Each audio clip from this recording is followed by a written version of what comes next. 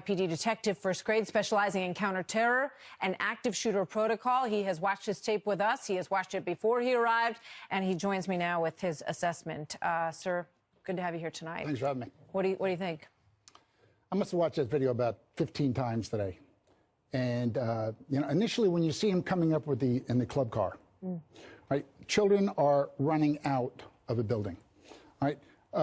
Now, he probably didn't know where the shots were being fired exactly at that time, but I would have went over to those children to find out where the shots were being fired and where the shooter was. I didn't see him do that. Second of all, the man doesn't even have his gun in his hand.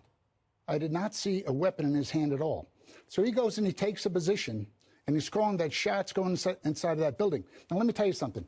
No matter what protocols may have been, we had protocols all the time. We never followed them. When shots were being fired, especially at a school, and especially after what happened in Columbine, and the active shooter protocols have changed for every single police department, is that you're to engage that shooter instantly the minute you hear those shots being fired. Now, I can see him getting on the radio and saying, listen, there's shots fired inside a building. We have a shooter there. I'm going in.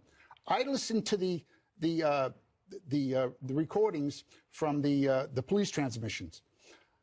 The first transmission, from the first transmission, him calling to about 9 minutes, it took 9 minutes for the Broward County Sheriff's officers to enter that building. That's a problem. And I'm saying to myself, I can't see that many coward police officers showing up at the same time. I've been a cop for 25 years. I might have seen 2 cowards my entire life. All right. For officers not to directly go in that building and wait a whole 9 minutes, there's something wrong. There's something the sheriff is not telling us. He's telling them on that call to stay 500 yards away. Right. He's talking to the other officers who were on their way. Where did that come? Where did that come from? Where did that come from for him to say stay 500 feet away? He says he believed, he didn't say anything after this was released, but initially he said that he thought the shots were being fired outside.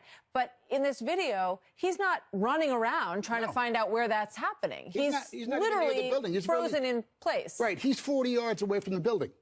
All right, so you see somebody, you see the guy that was with runs into the building, but I believe if he was standing here, this is where the building was, where the shooting was occurring. All right, so he could have took a position over there and ran into the building and just go over the radio, I'm going in, send everybody.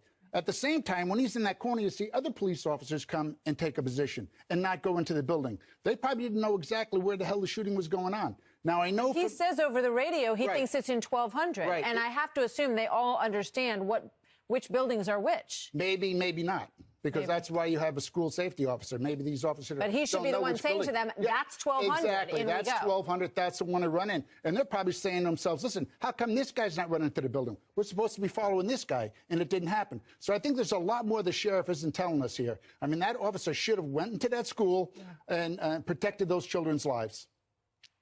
Very disturbing. Mr. Houck, thank you very much.